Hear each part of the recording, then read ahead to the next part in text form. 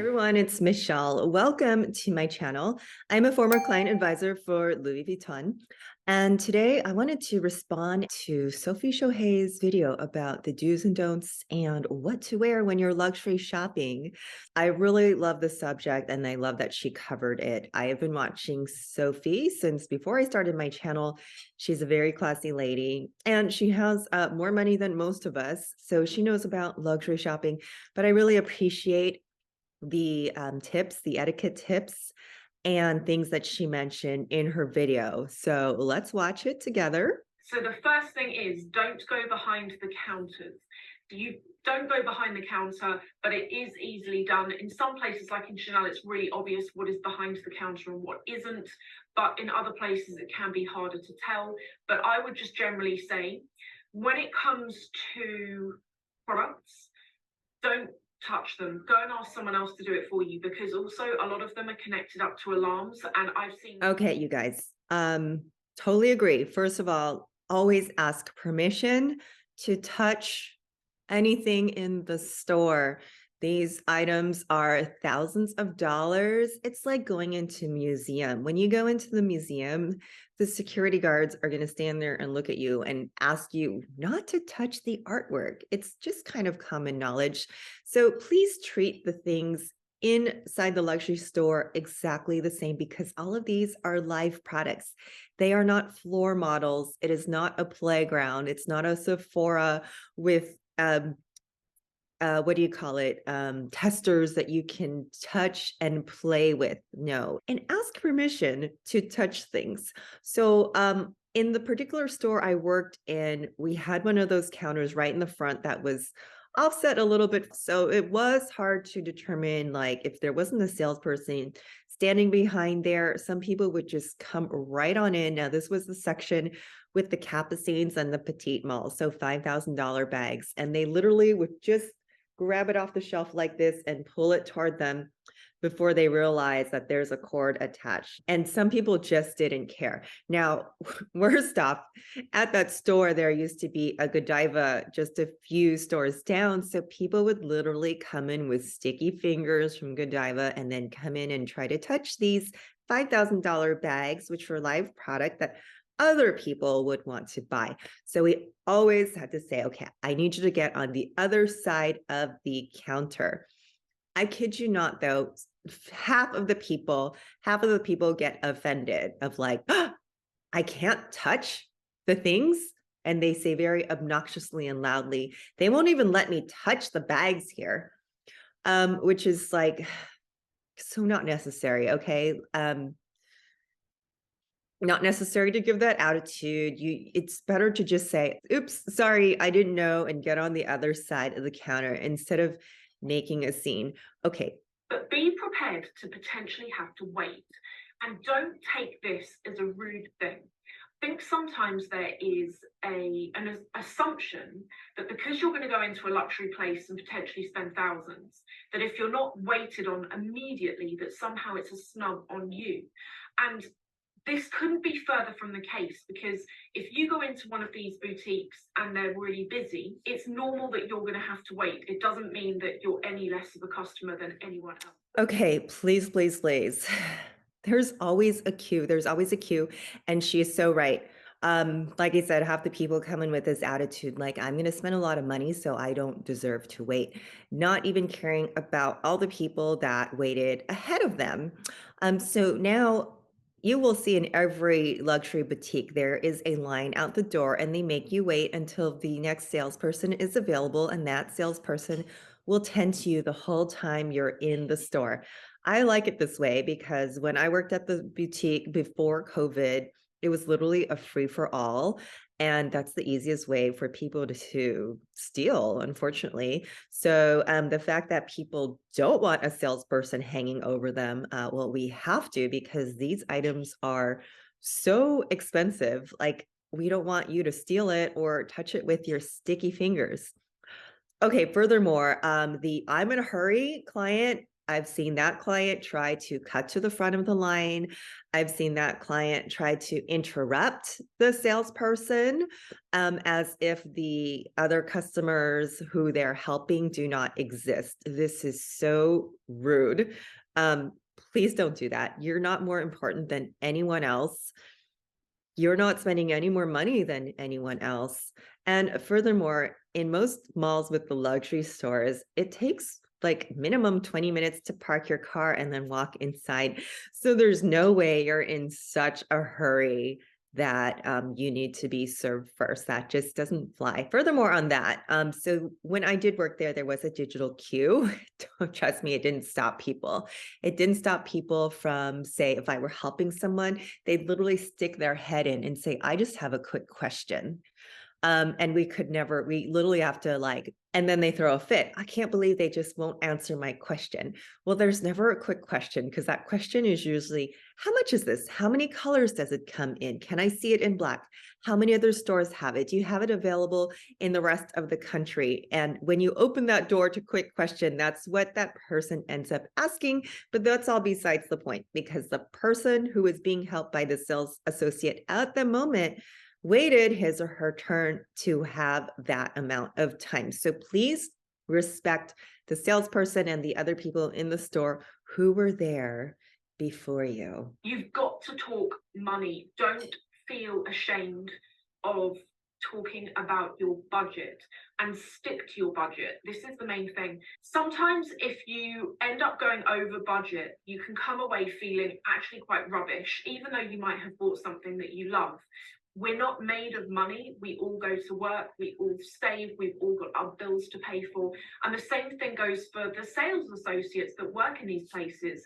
None of us are good, like billionaires, do you know what I mean? And I cannot say that I've ever asked how much something is and that I've been met with like any sort of snobbery at all.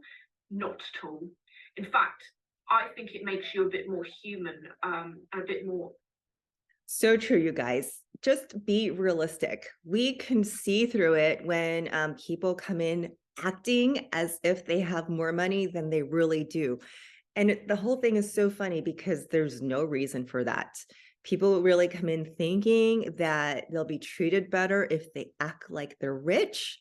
But we can see through all that. And most of the time, they're talking down at the sales associates. Okay, we get talked down 50% of the day because these fakers want other people around them to believe they're so high and mighty and have something to prove. Like, no, if you want to buy a key pouch, just tell us you want to buy a key pouch.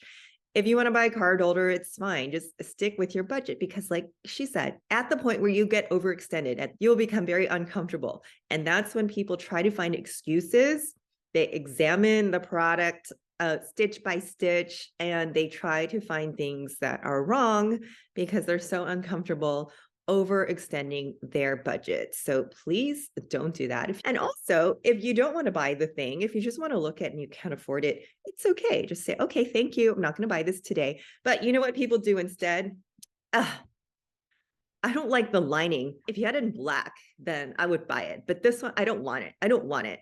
And you don't have to like throw that attitude because like I said, we can see through all that. And it's so unnecessary to put on that kind of act. It's also exhausting. Aren't you exhausted like faking it? And the salespeople get pretty exhausted having to like, oh, we got to watch this drama comedy going on again. The other major thing, and this in a way is connected with budget, is make sure you ask to see everything that you are potentially interested in before you drop your money. Okay, I have something to add to here because yes, go ahead and ask to look at other bags, but also please listen to your salesperson. So this is so important because so many customers make their decisions solely on social media, what they saw on YouTube and what their family and friends think. And I really want you to look at this purchase as what is the best purchase for me, for my wallet, for my lifestyle. And that's really more important when you're spending a lot of money on something that you're going to use for you. So make sure you like it and you let the salesperson show you other options. Okay, so how to dress for these boutiques, because The thing is with them, spoken about this before, but to a degree, we all do this, okay? Not even if you're in sales, we all do it, but you get profiled. Someone will look at you, like if you take sales, for example, these SAs, their job is not easy. And they no doubt have to deal with some really difficult people. And if they have got a target to meet and two people walk in, they have got to try and decide in that moment which one looks like a sure thing over the other. Okay, first of all, I am from the school of thought that you should always be overdressed rather than underdressed. And she's right. When the salesperson is profiling a customer, yes, we have to do it because it's such a fast-paced environment and we've got to make our goals. So honestly, if two people walk in at the same time and one is holding a Coach bag and one is holding an Hermes bag, we're going to go after the one with the Hermes because it's a sure thing that person probably has more money. You guys, what would you do? Okay. If you normally live in your gym gear, don't necessarily feel that you can't go in it, but I've spoken before about how you can wear gym outfits in a way that look like you're not going to the gym, that you're more purposefully casual that day. But I like Sophie's tips here because this is a good general lesson anywhere you go. We didn't really care how the customer approached. I live in Orange County, so it's a very casual. You see everything from casual to super dress, but most of the time casual and most of the time branded attire. So whatever the person came in with, it didn't matter, honestly, as long as they had a pleasant attitude and were patient, compassionate, nice to the salesperson. I don't mean kissing up, but as long as they weren't throwing attitude the second they came in the door. Okay, so a lot of people think they're being judged when they come in, and this is so far from the truth. There would be construction workers like coming in on their break, and we knew those were the ones with pocketfuls of cash. So there was never any judgment. But yeah, we did see those customers that were like, oh, they're looking at me this way and that. And, those are all internal issues. Ain't nobody got time for that. But one of the things we did not like to see, and I still feel this way, if you come in looking like you forgot some of your outfit at home, like if you come in with like the loosest sports bra and things are bouncing around, or it looks like you forgot your bra or you forgot your shirt over your bra. Yeah, I've seen it all. That's just really kind of tacky, not just luxury shopping, but maybe anywhere. I don't know, maybe save that for the club or the beach club. So that was, I think, my only gripe is just have some sense of decorum, not just luxury shopping, but anywhere you go. And honestly, you don't have to be flashy because, like I said, dressed in your sneakers and your Lululemon, but as long as you're being respectful in your environment, then we'll help anyone. Is should you go into these boutiques carrying bags from the likes of Coach, of Aspinall, of London, of Kate Spade? And I understand why you asked me the question. And when I say I get the question, I carry your nice bags when you go into the boutiques. And okay, like I said earlier, if two people walk in, one's holding a Coach and one is holding a Kelly, we'd probably go after the person with the Kelly first. However, whatever you're holding doesn't matter. As long as you know what you want, you know what your end game is, and you have a nice, pleasant attitude. I've helped customers I remember this customer, she literally had this old handbag from Target and she was just so ready to get rid of it. So the second she paid for the bag, she took all of her stuff out of that old thing and put it in her new Louis. And then it was like this, yay, celebration moment. So it didn't matter like what the person's holding. Some people are coming in to buy their very first luxury bag. All we ask is that you just let us help you. Let us help you. Let us lead you to the right bag. If this is your first time going into a boutique, or if it's your millionth time going in, but you still find it really awkward going into these places, think to yourself, how could I dress that makes me feel confident in my own skin? And so I always say to take your own style, just polish it that day, just make it look a little bit better. fundamentally as well, you want to look back on the day and have it be a memorable experience. Be yourself, be yourself always. Like I said, 50% of the clients come in with this attitude and it's fake. And they want to pretend that they have more money than they do. And they look down on the salespeople and it's all fake and it's all totally unnecessary. Be yourself. We love the customers who are just authentic and cordial and treat us like human beings and not robots, because honestly, the more attitude that we absorb, it actually bounces off and goes back at the client, because there are days where I'm just like, what do you want? And I do not want to deal with the public. The associates have a really hard job, and I know they're not always nice. I've been on that end. And I cannot be myself in that environment when we're just like bombarded with just all kinds of personalities.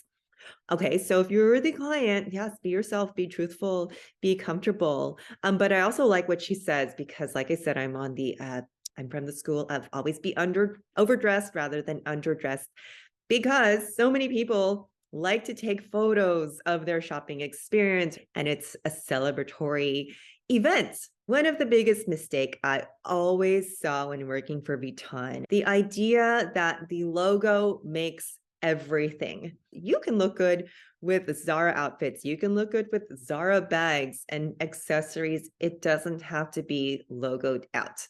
So sometimes people spend all their money and Vuitton. It's a better idea of like, hey, go out to the department store and spread that out. And it doesn't have to be expensive. It doesn't have to take a lot of money. But when you take the care into each part of your outfit, it really shows in your confidence, the way you walk, the way you present and project to the world. I recommend you watch Sophie if you just need a little help in that style department, because the logo is not going to make everything for you. I think what else? Okay, so it's not a rule that's on the outside of the store, but please don't come in with food, with dripping drinks, dripping Starbucks drinks. There used to be a Godiva outside of the store where I'd work, where people would come in like literally eating their ice cream, and then they want to see a bag, and worse if they want to see a Dame Azur with all their coffee and their ice cream going on. Like, no, please don't do it. Don't do it. It's not like the fairgrounds. Okay. It's a luxury store. So have a bit of decorum. If you like maybe question, like, should I do this in the store? If you question it, you probably shouldn't. When you are visiting a luxury store, even if you're just looking, you should expect to have a luxury experience, whether you're buying or not. Okay. So when you go in there, act the part. That's it. I hope you enjoyed my video. Don't forget to smash that like and subscribe button. And you can watch the video I did last year about etiquette tips for what to do and what not to do when shopping at Louis Vuitton. My name's Michelle. Thanks so much for joining. Bye.